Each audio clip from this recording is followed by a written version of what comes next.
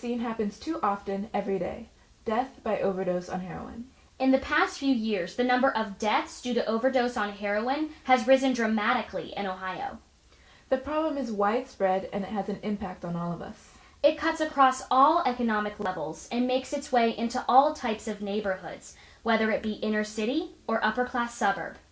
We all need to be more aware of this problem and know what we can do to stop it. Let's first take a look at the cause of this problem.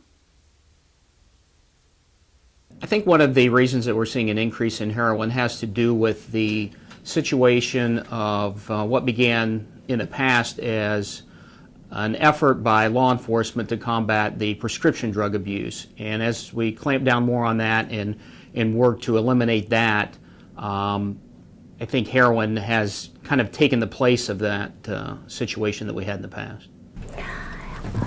We're losing about 6 to 7 people a day from unintentional drug overdoses.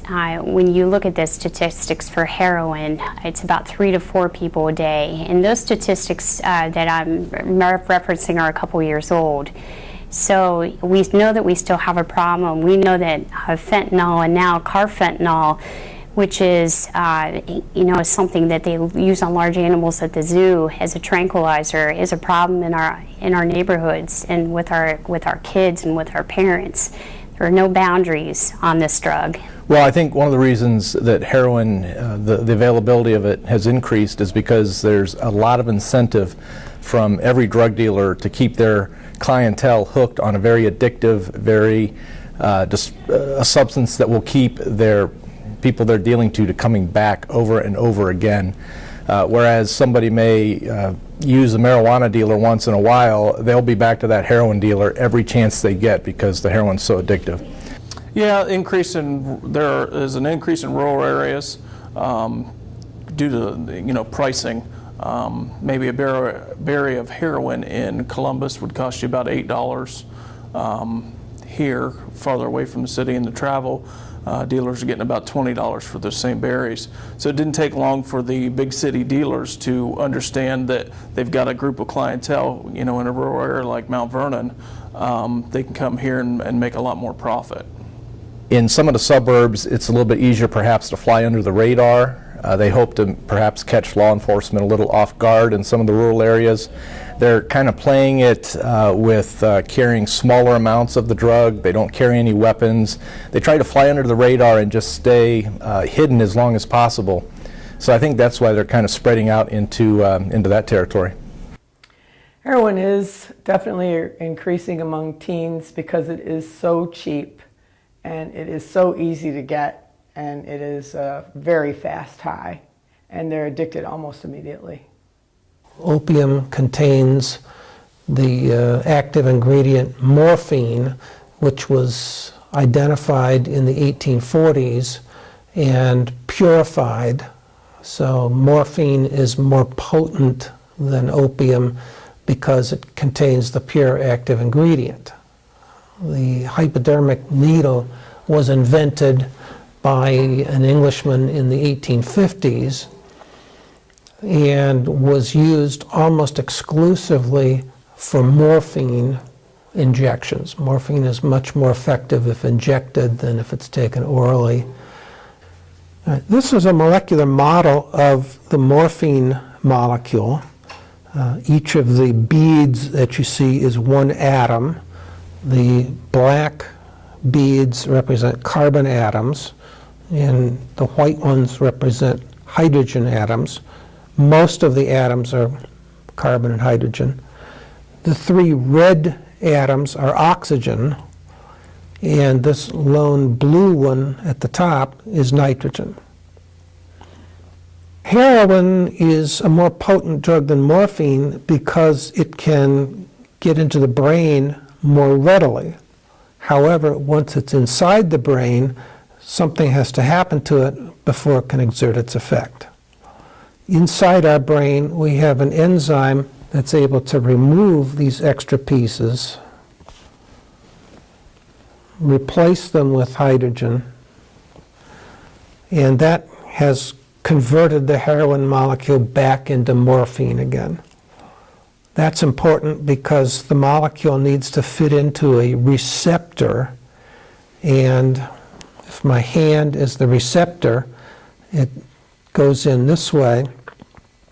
If the acetyl group had been covering over this oxygen atom, that would make it too large and it would not be able to enter the receptor. So it's actually morphine that causes the drug effects in our brain, but heroin is a more powerful version of morphine because these extra pieces helped to transport the drug into the brain faster. The same group of chemists who invented aspirin worked on morphine. Morphine had its undesirable side effects, and they thought they could improve it, and so these chemists used the same chemical reaction that created aspirin to add some groups to morphine. And then one of the scientists in the laboratory tried it. He loved the feeling of power that it gave him. He said that it made him feel heroic, and so Bayer named their product Heroin. I think that most people in the state of Ohio would be shocked to learn that Ohio is second in the nation in unintentional overdose deaths. On average, there are 7 people in the state of Ohio dying per day.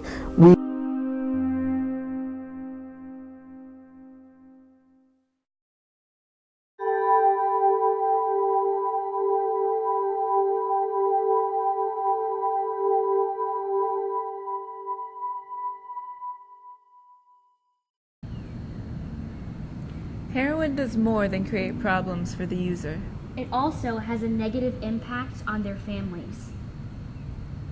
The physical effects of heroin on the body are many and devastating. If you've ever seen a picture of a patient or somebody before they started using heroin and after, you can see quite a difference between the two. Psychologically, heroin can be extremely devastating.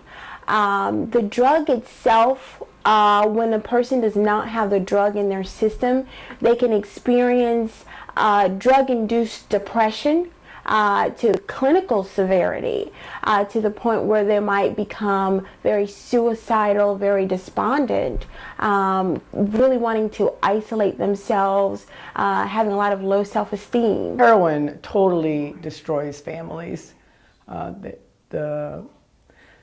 The family typically has to shun the family member in order to get peace, because the family member will steal and rob and just destroy any relationship to get what they want. Way back in high school, Carl participated in alcohol and pot, and then later it ventured out into pills, and we finally realized that he was using, you could smell the pot, and a lot of the kids nowadays are switching to pills because you can't smell it.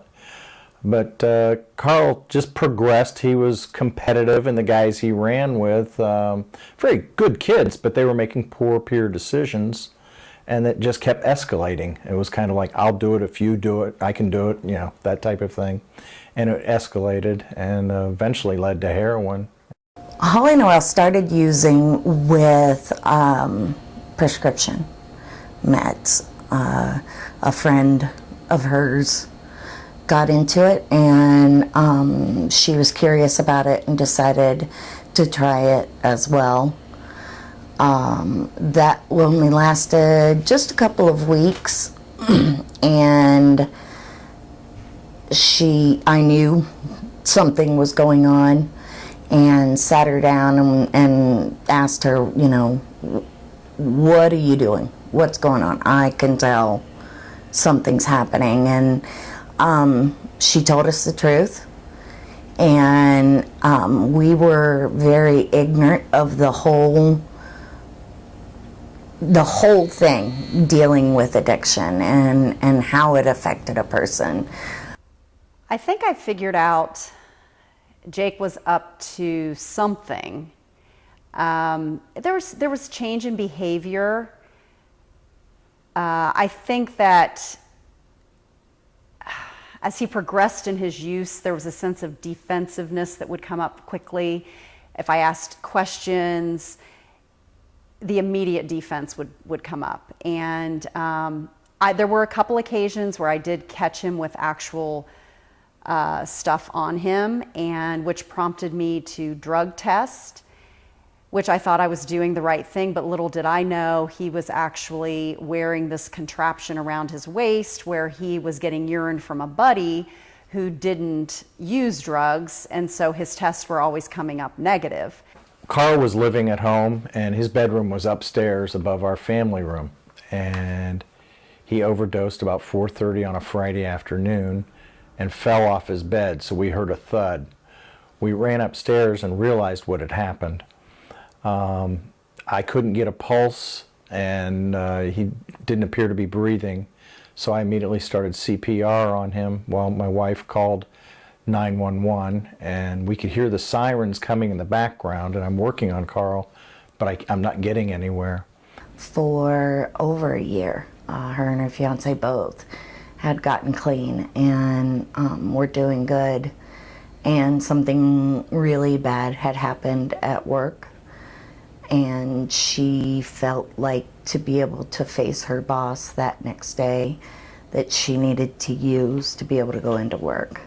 And that batch of heroin, it was 3 times more powerful than anything they had ever seen, which is one of the reasons why I believe fentanyl was mixed into it. It killed her instantly.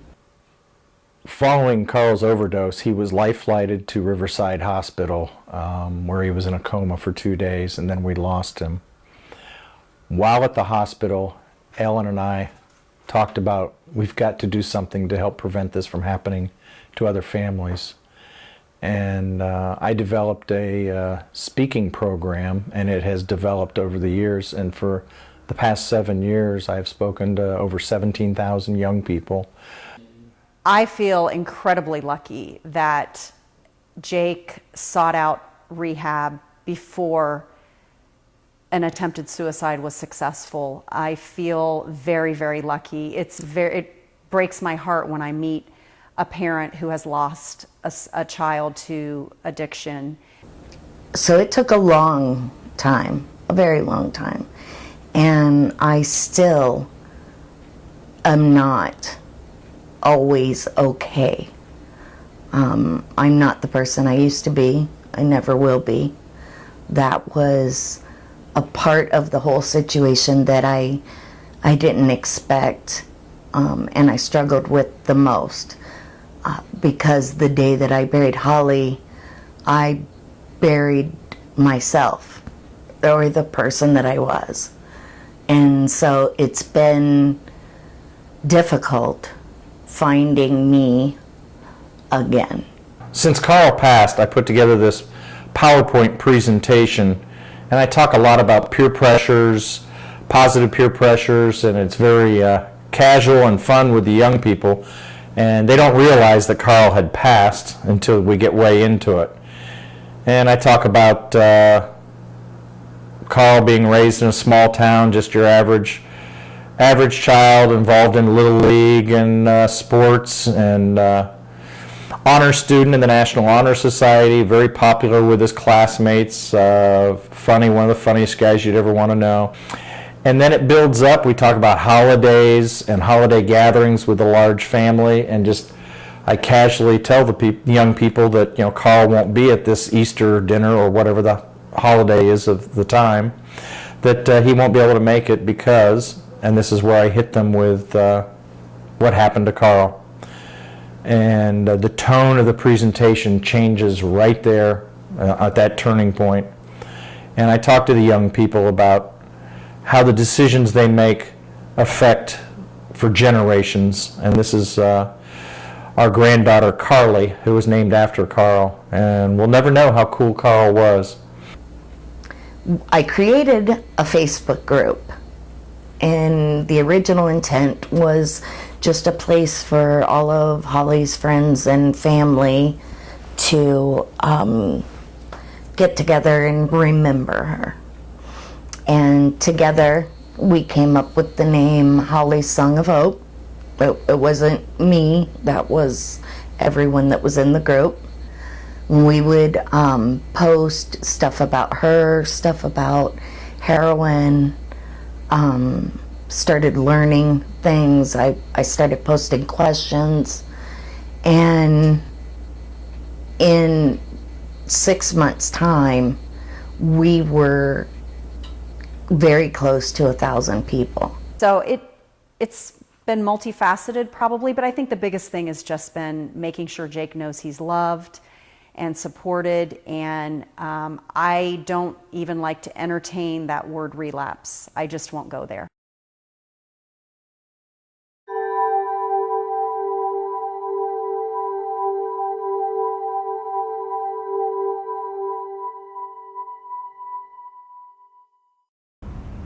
Addiction can take place quickly. And it can lead to a devastating life. Started using when I was 14, and I started with marijuana and partying all the time and finding pills at parties, and then pills got too expensive and I pretty much went straight to heroin. Using drugs in high school. It started off as just a way to fit in. I got started using out of sheer curiosity, seeing other friends doing drugs of different sorts and types. I wanted to fit in somewhat and do what they were doing, especially with older kids. So I started smoking weed and drinking alcohol, and as I got older, things escalated, and I began using other drugs of harder form. And then I found a guy who partied just like I did and did the same kind of lifestyle choices I did. And he was an opiate addict, and we were both in recovery for a short amount of time. And we didn't stay that way, made poor choices, and before you know it, I was hooked on his drug of choice, which would have been opiates and heroin. My cousin came over and asked me if I wanted to get high with him. And being 14 at the time, I was a little naive, more than I am today. And when he didn't tell me that it was heroin, I knew it was a powder, and that I assumed it was a pill. And I, again, didn't assume to ask the question of what it was. I tried it, I snorted a line, and the second I felt it, I was addicted to heroin, full blown. I told my cousin out loud that I wanted to do heroin every day for the rest of my life. Using when I was in high school to begin with marijuana, drinking my sophomore year. By the time it progressed into college, I was trying cocaine. And then I was a bartender downtown, and I got somebody showed me Oxycontins. And, I started using those, which is an opiate based. And then when those got too expensive, I went to my dealer and asked him if he had some more pills to sell me, and he said no. So he said, but you can try this and it's free. So I tried it, and I became addicted to heroin. Yeah, my drug usage, eventually I became highly addicted. It first started off with painkillers, opiates, and later on it became speed, things such as meth, crack, and eventually heroin. But it kind of progressed up the scale. I became addicted within 2 months of using. With using on the weekends and everything else, it became a daily use for me very quickly.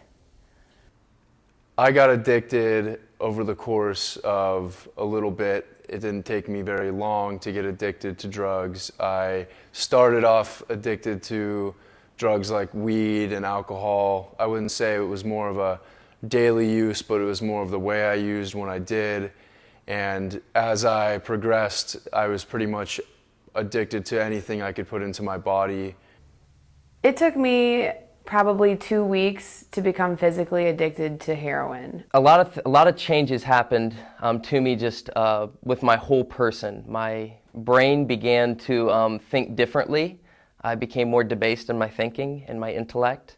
I started to live kind of moment by moment. Physically, my body was losing weight. I was becoming sick. I would have abdominal pain. Just my mental health altogether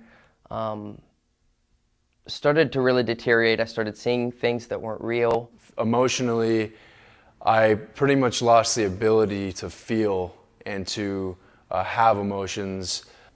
The things that changed for me was my attitude was the biggest thing. I started rebelling against everything and didn't want to do anything with anybody. I wanted to isolate myself. I was all about the drugs. I did anything I could to get them, from stealing to robbing my family, to many crimes, to barely keeping a job, living out of my car.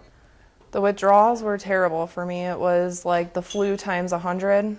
I was getting sick. I, couldn't stay away from the toilet. It was restless legs. I couldn't sleep. I couldn't eat. Heroin was different, and it didn't take any amount of time to get to a point where you have to withdraw. There's no getting around it. And sleep isn't real. It's not even a thing. And I felt like I went nuts because I couldn't grasp why I was still alive. I remember times just screaming into my pillow, just from the agony of not having the drug. And then even in the long term, not just even initially, but in the long term, it took a long time for my brain just to heal from certain thinking patterns. But I hurt in my bones. My back hurt, but not just like your back hurts, like in your bones, You couldn't eat, but you're starving and you lose your bowels. And, because who knows how long it's been since you've had a normal bowel movement, because that's what opiates do. An average day for me was I would wake up and I would contemplate where I was getting money from. I would usually steal something. I would have to find somebody or think of a way to steal anything I possibly could just to be okay for that day. And as soon as I was okay, I would do it all over again all day long. You live moment by moment, and so you don't think ahead, but you're always thinking and scheming of how I could get money, where I could get drugs, who could I steal from today. My cousin, who I started doing heroin with, was always, we'd always go out, and for several years we went and we'd do crimes all day long, crime after crime after crime. All you're on your mind is getting that first shot. So in that process, I would have to either hustle somebody for some money, go out and commit a crime, or manipulate my family somehow to enable me to get me money, lie to a friend or a family member or cousin to somehow get the money going so I could get well, and then continue on that process the rest of the day to keep stealing, robbing, cheating, whatever I could do to continue getting high. My turning point was I got in trouble with the law, and it was my first time being in trouble with the law, and I ended up going to prison. I died on my mom's birthday, May 12th, 2014. I was told by my drug dealer that I wasn't supposed to do all of what I had got from him, and it was stronger and new. And being young and dumb, I thought I knew better than he did, and I didn't. I ended up in the hospital for the night on my mom's birthday, and the next day I made the decision that I wasn't going to do it anymore. I went back on my word for not doing it the rest of my life. After the second overdose, I realized the first thing I said to the gentleman I was with was, "Are we out?" And later that day or the next day, I told him that I'd surrendered to addiction and I was going to die this way, and I was good with it. Whatever the junkie lifestyle had in store for me, I was down, And then like 2 weeks later, I could see people's faces and hear their voices, and it was like something just came down and touched me on the head. You're gonna die, and I mean it. What are you gonna do? The thing that turned me around and led me to recovery was really taking into perspective where my life had gone in terms of my relationships with my family, my old friends, the people that loved me and supported me the most. And more than anything, I would say the lack of love I had for myself. I hated myself. I hated my life. I was suicidal. What's helped me most in recovery has to be the support group I have around me. I have some of the most amazing friends and people around me that growing up or while I was addicted to heroin, I didn't even know these kind of people existed. So The best help for me is you know, doing my 12-step program and contacting women and having a circle of women to count on. You know, men too, but mostly for me it's women. Being able to contact them no matter what and being able to share what's really going on in my life. For me, the most beautiful part of recovery is I have an awareness of myself and it's real. And there's this unity amongst us, people in recovery that really live a recovered lifestyle. We're brothers and sisters fighting a fight. You know? I think the first thing that I would say to anybody who's contemplating on using is focus on what you want in life, because it doesn't matter whether you pick up once or twice, you could immediately become addicted to it, and it's not something that you can stop right away. I know a lot of the times people want to use because their friends are using, and sometimes it looks attractive, and you might even be popular if you do use drugs, but it's not worth it in the end. It is a lie, and it will not only strip you from your family and your hobbies, but it'll eventually take your life.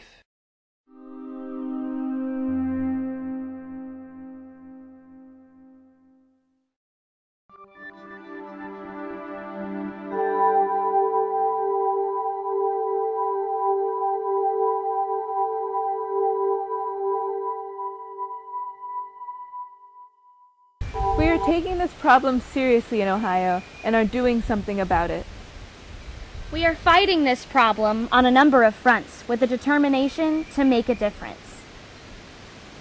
Some of the ways that we have attempted to combat the problem locally is not just with enforcement, but it is also services that we have tried to provide to those who are addicted or inmates of the correctional system. We provide long-term counseling options as well as short-term counseling options for those who are inmates, as well as long-term rehab situations that we've tried to help fund. As far as law enforcement and decriminalizing the addict, we in our community have made a movement toward more treatment rather than sending these people to prison. Prison is not rehabilitative for the addiction survivor. And now we even have our officers being trained. We have a thing called DART, where if a person ODs, they go to the hospital and DART helps them get into treatment, not jail or prison. Law enforcement's taking a different approach now with the heroin issue. We're focusing a lot of energy right now on treatment of the addiction. We've got drug courts in place, trying to get these folks help, trying to get them the tools to deal with the addiction themselves. So we have protocols that we treat patients that come in for withdrawal, and basically they're PRN medications or medications that are as needed to control the symptoms, which would be some of the ones that we talked about with the nausea or the tremors or the stomach pain, the diarrhea. So we treat all of those individually as they have symptoms, and we have a specific protocol that's outlined with all those medications. The name of the drug that I use is Vivitrol. It does come in a pill form. We do not use the pill form very often because most of the people that come in to the clinic have had a drug problem for quite some time, and maybe their drug of choice was Percocet. So we don't want to get them used to the pills because they have a choice whether to take it or not, and they could have withdrawal and not even realize what they're doing.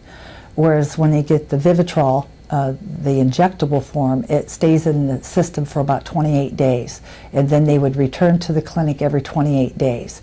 With the Vivitrol injection, they would receive counseling, which of course is one of the most intricate parts of receiving the injection, because the mind and body works together, and so usually there's an underlying reason why they begin taking the drugs to begin with, and so anxiety plays into that. So sometimes we will, when they come back for their second injection, we'll say, how did you do?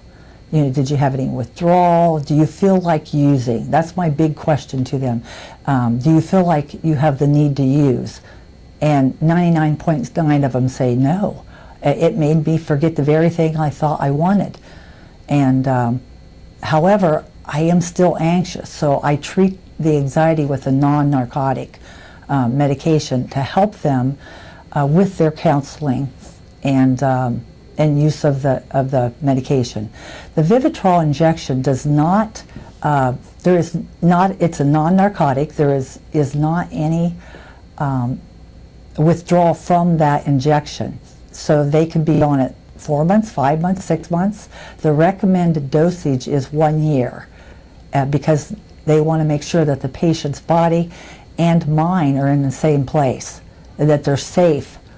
The only problem is if you have a patient that has been court-ordered and they're not really serious about the drug and getting clean, the problem would arise when they would decide to go back and use again, because they may think that they're just going to start at the same depth of drug use that they were using prior to taking the Vivitrol injection, and that is potentially lethal to them. That is why it's important for patients to understand that a physical medication that's being given to them is going to be one piece of their recovery. That psychological impact and the social impact for people is a great factor in why people relapse. I think when they begin to feel physically a little bit better, they think they can go out and conquer the world and that everything's going to be okay. And once they're presented with something negative or something happens in their life, they automatically go back to what they know, which was using, and that's how they've dealt with and managed to deal with their life. So we really help point them in the right direction to make sure that they understand it's not just the physical recovery, which takes a long time. That's a long process in itself, but that emotional and psychological impact is really where they have to understand it's about relearning techniques and coping skills. My organization, we actually have housed people for 8, 9, 10 years at a time. Not because they weren't ready or irresponsible or anything like that, but it has been around and it's been a proven practice of those that have lived through an addiction as a stepping stone, as a means of support. So that's what recovery housing or step-down housing does. It's been around since the 1800s. It's not a new concept, but most of the results are the long-term recovery results that everybody's looking for in addiction. I have a success story of a man who came into the service to work with us here at the hospital, and he recovered. It's been almost 2 years ago now, and he has continually called in about every 2 months to give us a report and an update that he has now become a peer support for other people, and he continues to encourage people to go through treatment and understand how much his life has changed, and he is a beacon of hope.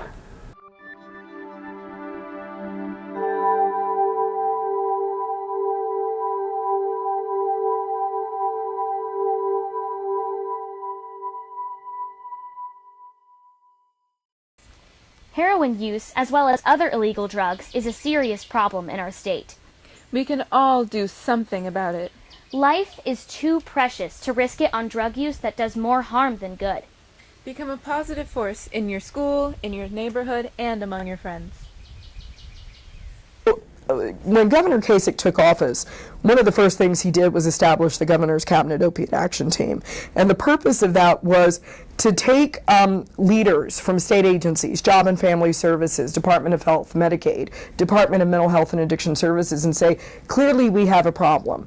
How are we going to address it from each one of these state systems? The other thing that he did, aside from pulling that cabinet together, was he started a program called Start Talking. And the goal of this program is to decrease the number of people who ever become addicted by using prevention services. And those prevention services are simply to have conversations with young people about the very real disease of addiction and to set them up with resiliency factors so that they never become addicted to begin with. We know the younger you start talking to young people about the realities of drug abuse and drug addiction, that it is not a moral issue or a moral deficit, but a disease, the less likely they are to ever become addicted. And we also want to focus on prevention so that we can prevent those folks needing treatment or even having the challenges. And further, we believe in long-term recovery that requires the appropriate recovery supports, including housing and all the AA groups and everything, to make sure that folks can get all the supports they need to really succeed in recovery. When I first heard the word ACEs, I was thinking about, oh, we're going to play cards. This is a card game. Well, it wasn't. It was an acronym that stood for Adverse Childhood Experiences. That intrigued me as a superintendent. So as I looked into the ACEs study, realizing the number of adverse experiences that our children can experience in growing up, and the adverse effect it has on their health, on their education, on their behavior, and quite frankly on their future lives, was astounding. And so the first thing for us was becoming aware of what ACEs was about, becoming aware of these experiences that our children go through. They're the silent minority, quite frankly, of some of the things that happen. So we've really taken off on this ACEs piece. We've introduced it to our entire staff. Again, information is power. And once you begin to realize the importance of what goes on before they walk in our doors and how it can affect students, I think you then take over the power of being able to help them cope and deal with those kinds of experiences. We've done some things locally with our staff dealing with ACEs. We have a number of different buildings where we see a higher propensity for students who walk through our doors with issues, and they're doing some book studies. Again, we're using the positive behavioral instructional model. We're using a second steps approach. It's a social and emotional curriculum. We've also saw the importance enough that we've hired 3 social workers in the district to work specifically at our elementary levels. You know, we have guidance counselors at the middle school and the high school, but we've had very little support at the elementary level, and realizing that, we have implemented those social workers with really a targeted focus on meeting with students, meeting with groups of students, working towards connecting families to getting help and support. If someone is looking to get help, whether that's with providing prevention education or treatment for an individual, either for a family member, friend, or themselves, we have a bridge line that's toll-free that they can contact on the state level. The other thing I recommend is getting in contact with the local alcohol, drug, and mental health board within your county, because they have prevention and treatment services that are much more readily available. They're going to know what's in your community. They also may know what your specific need is and link you to it much sooner. Heroin is not something you want to experiment with. Don't even try it. Right now the national average is under 5% of folks that even try heroin for the first time ever fully recover. Young people think they're invincible. They can drive as fast as they want without seatbelts. They can do strange things on skateboards and think they're invincible. They can also take a certain pill and think they'll be fine and they can handle it. If they realized the eventual path that this leads, the pills lead to heroin, heroin leads to a burial.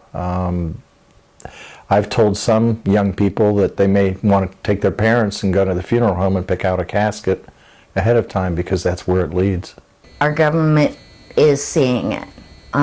There are lots of people like myself who are on the phone and sending emails and sending letters and going to DC and calling out our government that, you know, this is an epidemic and it needs to be treated as such. And stuff is happening. The disease of addiction is very stealth. It's very opportunistic, but it certainly can be prevented. One, again, if we educate ourselves on understanding what it is, but 2, if we also understand that everybody kind of has their own unique journey, and we're there to not just observe it, but sometimes to support them, especially in the process of recovery.